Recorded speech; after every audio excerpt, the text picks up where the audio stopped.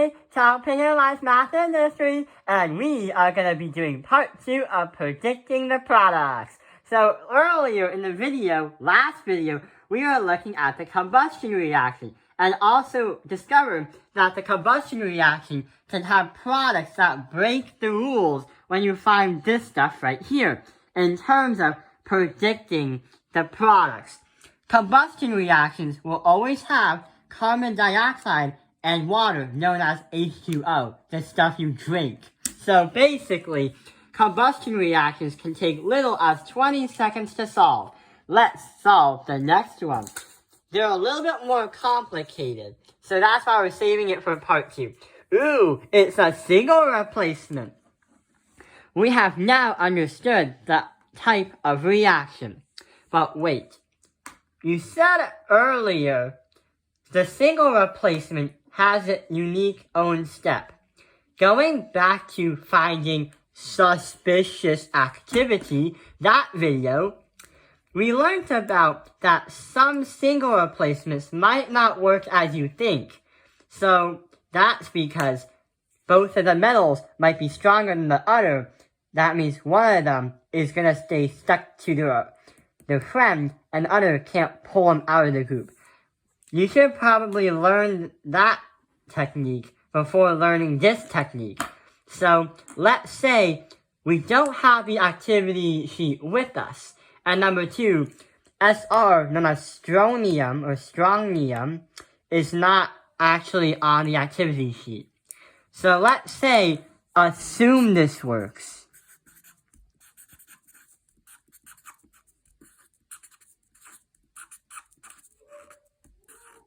So let's say that assume this works.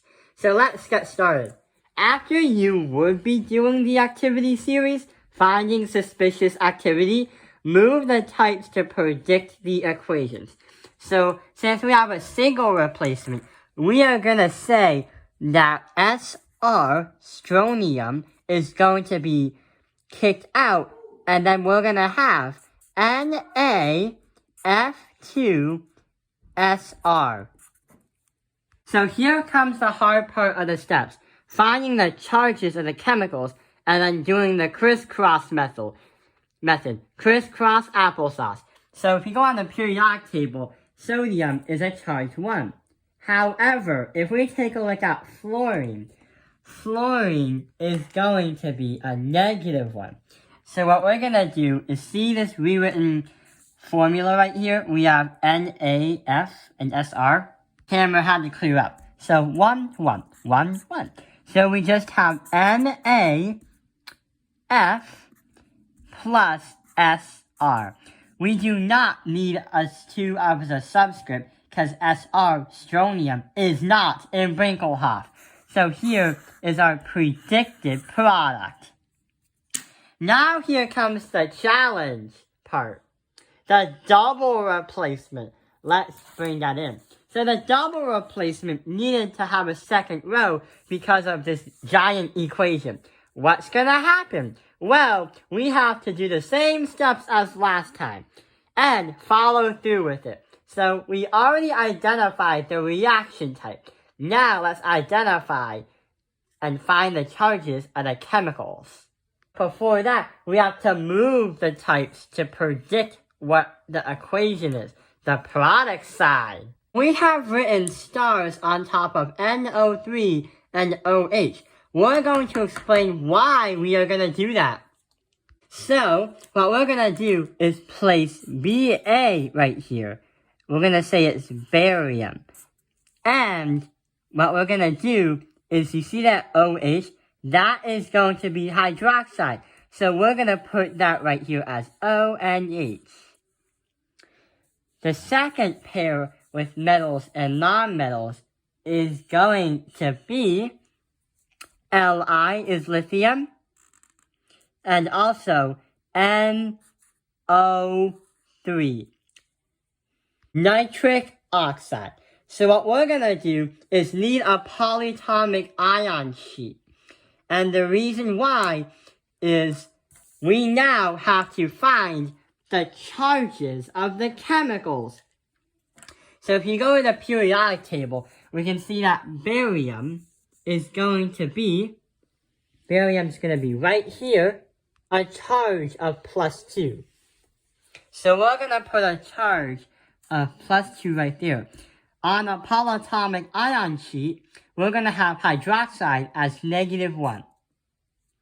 And for lithium is going to be a +1. If you refer to this sheet right here, the periodic table of elements, lithium is a +1. And nitric oxide, strangely enough, but it's going to have a charge of 0. And there is a little problem. So let's do the crisscross applesauce to find out the second problem.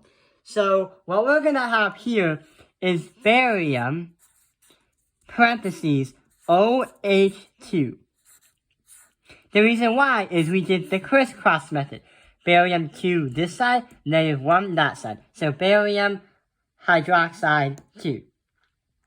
And lithium, about the charges of 0, this is not going to work. We have no clue how we're going to swap the charges. So what we're going to do is keep it as Li, lithium nitric oxide, and bring it down that 3 right here.